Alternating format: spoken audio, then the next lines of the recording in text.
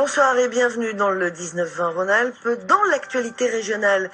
Ce soir, les chemtrails, ce sont les traînées que laissent dans le ciel les avions de ligne et militaires et que certains soupçonnent d'être en réalité des produits chimiques dangereux pour notre santé. Vous n'avez sans doute jamais entendu parler des chemtrails, ces traînées laissées dans le ciel par les avions et que certains soupçonnent d'être composés de produits chimiques toxiques. Aujourd'hui, à Montélimar, dans la Drôme, une cinquantaine de personnes ont manifesté contre les chemtrails qu'ils soupçonnent de générer troubles de santé et maladies diverses, des produits chimiques qui seraient selon eux volontairement épandus par avion.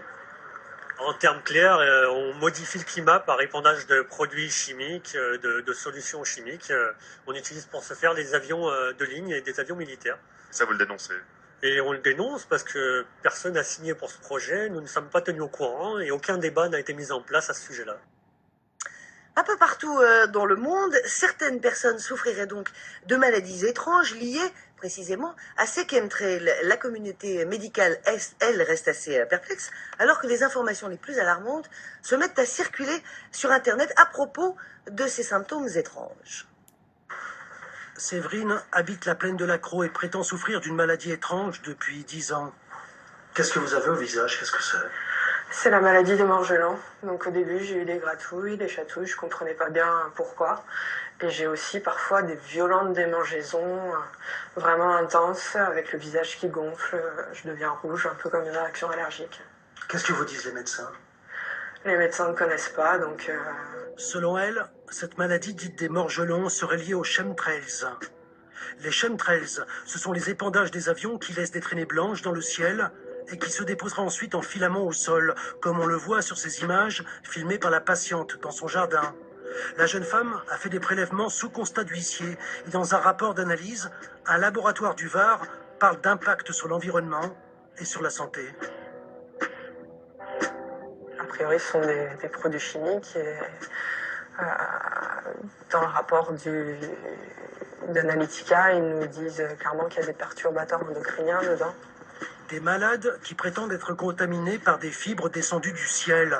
L'information pourrait prêter à sourire, mais pourtant elle interroge certains scientifiques, notamment aux États-Unis.